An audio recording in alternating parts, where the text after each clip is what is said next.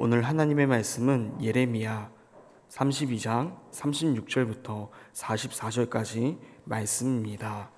예레미야 32장 36절부터 44절까지 말씀입니다.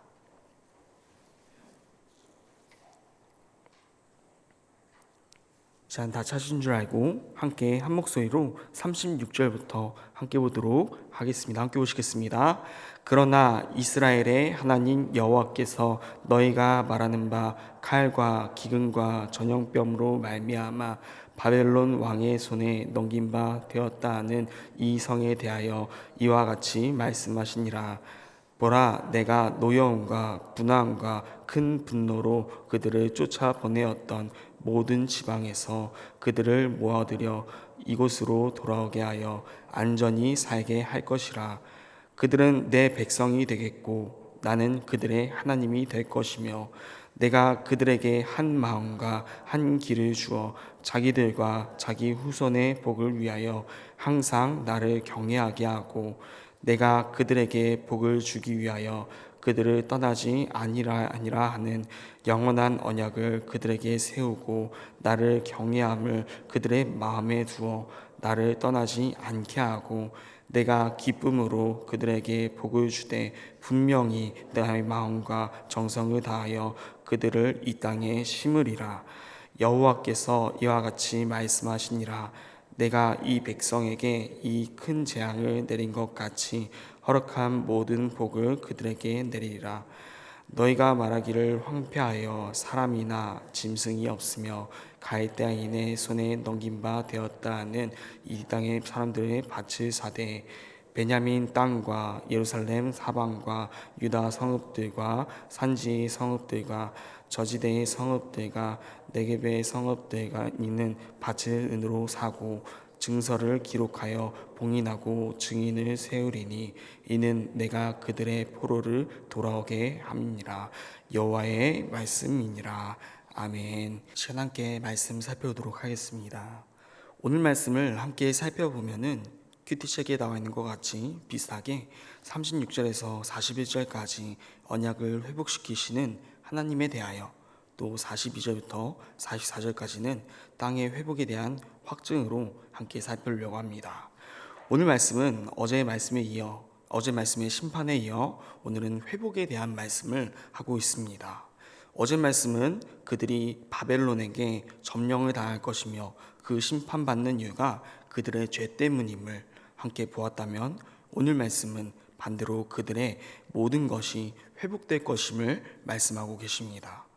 그래서 36절부터 41절까지 언약을 회복시키시는 하나님에 대하여 먼저 살펴보면은 36절에서 그러나 라고 시작합니다. 그 전까지는 심판과 그 이유가 그들의 죄악 때문임을 말씀하셨는데, 오늘 말씀은 그 말씀에서 그러나라고 말씀하시며 회복의 희망을 품게 하신다는 것입니다.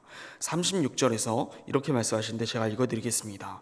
그러나 이스라엘의 하나님 여호와께서 너희가 말한 바 칼과 기근과 전염병으로 말미암아 바벨론 왕의 손에 넘긴 바 되었다 하는 이 성에 대하여 이와 같이 말씀하시니라. 보면은 그러나 이스라엘 하나님 여호와께서 라고 말하고 있습니다. 하나님을 여호와라고 소개하는 것은 어제도 살펴봤듯이 전능하신 하나님으로서 소개하고 있는 것입니다. 그리고 너희가 말하는 바 칼과 기근과 전염병으로 말미암아 바벨론 왕의 손에 넘긴 바 되었다 하는 이 성에 대하여 라고 말하고 있는데, 쉽게 보려면 하나님께서 말씀하셨다라는 것입니다. 그런데 어떤 말씀을 하셨다는 것이냐면, 어제 함께 나눈 말씀의 심판의 내용이 담긴 그 성에 대해서 말씀하셨다는 것입니다. 어떤 말씀일까요? 이어서 37절 말씀을 읽어드리도록 하겠습니다. 보라, 내가 노여움과 분함과 큰 분노로 그들을 쫓아보내었던 모든 지방에서 그들을 모아들여 이곳으로 돌아오게 하여 안전히 살게 할 것이라.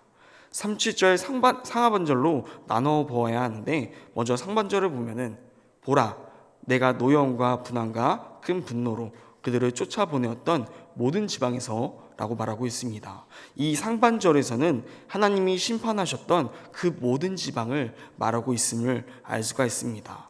또 하반절을 살펴보면 다시 모든 지방에서 그들을 모아들여 이곳으로 돌아오게 하여 안전히 살게 할 것이라고 말씀하고 있습니다. 상반절에서 쫓아 보냈지만 하반절에서는 그들을 다시 모아서 돌아오게 하고 안전히 살게 할 것이라고 말씀하는 것입니다. 37절 상반절과 하반절은 완전히 대조를 이루고 있는 것입니다. 그들은 심판을 받아 마땅한 자들이지만, 그래서 심판을 받지만 하나님께서 그들을 다시 회복시키실 것이라는 말씀을 하신 것입니다. 그렇게 단어들이 수동태로 쓰이고 있음을 볼 수 있습니다. 그 백성들이 알아서 그렇게 하는 것이 아니라 하나님께서 그렇게 하고 계시기 때문입니다. 그래서 하나님이 그들을 쫓아보내시고, 그래서 그들을 모아들이시고 돌아오게 하시고 안전히 살게 하신다는 것입니다. 모든 것이 수동태로 쓰여 있는 것은 백성에게는 이미 죄가 만연했기 때문에 그들에게는 선택권과 기회가 없지만, 그들은 죄인이기에 다시 돌이킬 능력이 그들에게는 없지만, 즉 하나님께서 그들이 회복되게 하실 것이라는 말씀을 하고 있습니다. 그 외에도 마찬가지입니다. 38절에서는 이렇게 말씀하십니다. 그들은 내 백성이 되겠고 나는 그들의 하나님이 될 것이며. 그들은 내 백성이 되겠고 하나님이 되게 하신다는 것입니다. 하나님은 그들의 하나님이 될 것이라고 말씀하고 있습니다. 39절에서도 마찬가지입니다.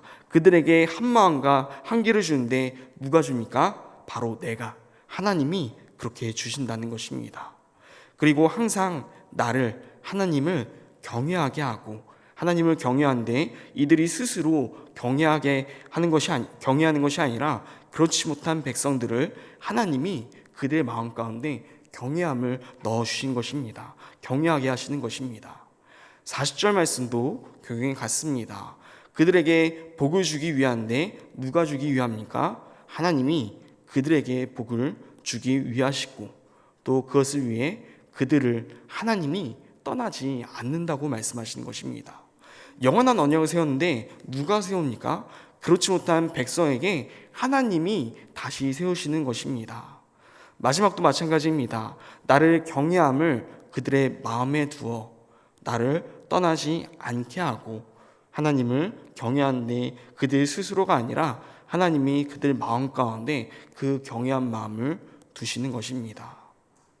그래서 그들이 떠나지 않는 것이 아니라 그들이 떠나지 않게 하나님께서 하신다는 말씀입니다. 그리고 41절에서 이렇게 말씀하십니다.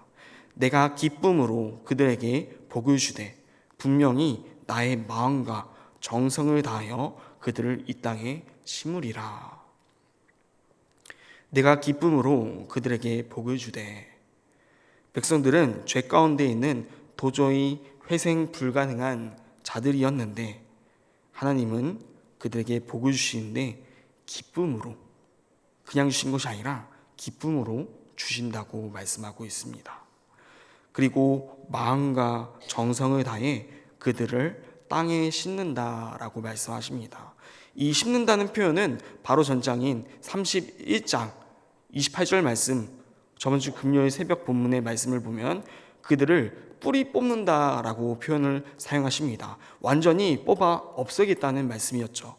그런데 이것이 하나님의 마음으로 회복되면 반전되어서 뿌리 뽑히는 것이 다시 심겨질 것이라는 것입니다.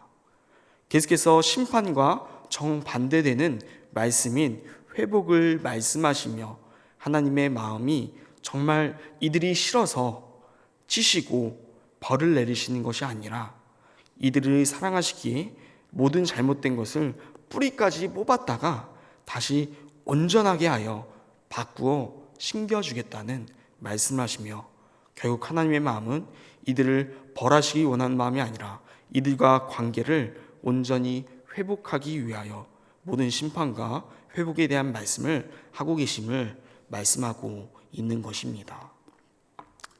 마지막으로 42절부터 44절까지 말씀은 땅의 회복에 관한 말씀을 하고 있습니다. 그런데 이해가지 않을 수도 있는데 32장 초반부의 말씀에 보면 예레미야에게 땅을 사라 하신 말씀과 동일한 말씀을 다시 하십니다. 42절도 동일하게 재앙을 내리신 것 같이 복을 그들에게 허락하신, 즉 모든 상황이 반전되고 있음을 말씀하고 있습니다. 그런데 43절부터는 다시 그 성읍의 밭을 은으로 사고 증서를 기록하고 봉인하고 증인을 세우라 라고 말씀하십니다. 그리고 44절 하반절에는 이는 이라고 말하고 있습니다. 그 이유를 말씀해 주시는데 내가 그들의 포로를 돌아오게 함이니라 라고 말씀하십니다. 포로들을 돌아오게 하시기 때문에 밭을 사두라는 것입니다. 좀 더 쉽게 말하자면 내가 반드시 너희를 돌아오게 할 것이니 김칫국부터 마신다는 말처럼 땅을 사두고 내가 이루는지 또 이루지 않는지 지켜보라는 것입니다. 한마디로 내가 반드시 회복시킬 것이라는 호언장담을 하시는 것이 바로 이 밭을 사두라 라는 표현인 것입니다. 하나님은 오늘 말씀을 통해 바벨론이 코앞까지 다가오고 이제 함락되기 직전인 그들에게 예레미야를 통해 너희가 죄를 지었기 때문에 심판의 결과로 이런 일을 당하고 있지만 내가 반드시 너희를 회복시킬 거야 라고 말씀하신 것입니다. 하나님은 때론 심판을 말씀하십니다. 그러나 그 이유는 단순히 그 백성이 싫어서가 아니라 온전히 그들과의 관계를 회복하기 위하심을 기억하시기 바랍니다. 마지막으로 38절 말씀을 한번 다시 같이 읽어보고 마치려고 하는데 38절 말씀을 함께 읽어보도록 하겠습니다. 그들은 내 백성이 되겠고 나는 그들의 하나님이 될 것이며. 그들은 내 백성이 되겠고 나는 그들의 하나님이 될 것이며. 이것이 바로 하나님이 우리를 심판하시고 또 복을 주시는 이유입니다. 온전한 관계, 우리가 하나님의 백성이 되고 하나님은 우리의 하나님이 되는 올바른 그 관계를 세워나가기 위해 때로는 심판하시고 때로는 회복하시며 복을 내리시는 것입니다. 결국 우리와 관계를 맺고자 하심은 즉 우리를 사랑하시기 때문이라는 것입니다. 오늘하루 살아가실 때 이 하나님의 사랑이 우리 마음 가운데, 우리 마음속 깊이 묵상되었으면 합니다. 하나님은 때론 심판하시기도 하시지만 또 복을 주시기도 하지만 결국 그 모든 일이 우리를 사랑하시기 때문임을 기억하시며 또 그 하나님과 올바른 관계 맺기 위하여 하나님 앞으로 나아가는 삶이 되기를 하나님과 온전한 관계가 회복되기를 원하는데, 오늘 말씀까지 함께 살펴봤을 때 또 월요일 말씀은 심판의 말씀, 또 오늘 말씀은 회복의 말씀이었습니다. 이번 주 말씀 가운데 회복의 말씀이 심판의 말씀보다 더 많음을 함께 살펴볼 것입니다. 함께 살펴볼 때 그 안에 하나님의 사랑이 담겨 있음을 계속해서 보게 될 것인데, 심판을 볼 때에도 그 안에 하나님께서 그들을 사랑하셨기 때문에 그들을 뿌리까지 뽑으셨다가 다시 심으시는 것임을 기억하시기 바라며, 또 오늘 하루 가운데 우리의 삶 가운데 때로는 하나님께서 우리 가운데 심판의 일을 허락하실지라도 또 우리 가운데 힘든 일들을, 어려운 일들을, 고난을, 환난을 허락하실지라도 그 안에 하나님과 관계가 온전히 회복되며 나아갈 수 있는 우리 성도님 되시기를 간절히 소망합니다.